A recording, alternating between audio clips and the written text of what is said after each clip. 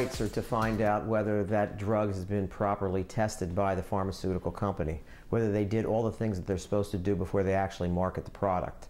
So if you were injured by a drug or by some type of narcotic, then you may have a legal recourse against the drug company.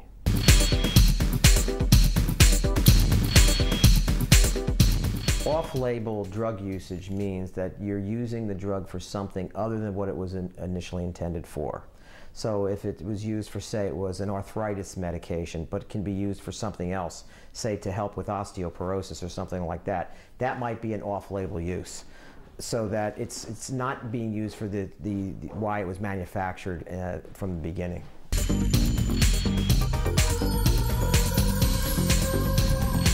It would be a very difficult case if you were using someone else's prescription medication for something that was not specifically prescribed for you.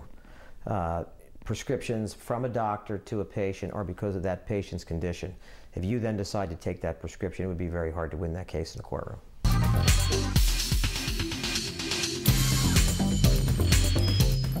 If you have a defective drug, there's a number of people that are potential defendants in a lawsuit.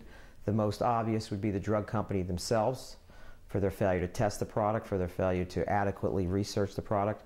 The second potential entity that could be sued is the doctor themselves for prescribing a wrong medication for a wrong condition.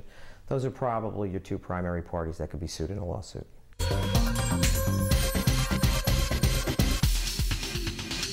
Generic medications can cause more side effects than name brand medications because in generic medications, they don't necessarily contain exactly the same ingredients as the name brand medication. And because of that, it can cause some things that the name brand medication doesn't cause.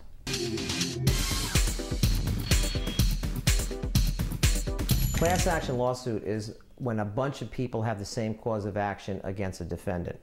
Probably the best example might be when Ford Pinto manufactured the Ford Pinto and made it with a defective gas tank, and it wound up exploding and causing injury to a whole bunch of people.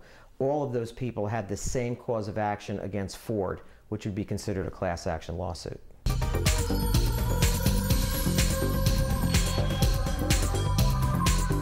No, when the FDA approves a drug, it definitely can't be necessarily considered safe. It may be, but you have to understand the FDA themselves do not test drugs. They review the testing that the drug company themselves provide to the FDA. So if there's something faulty about that testing, the FDA may not initially know that. So the fact that they approve a drug does not mean that the drug is safe.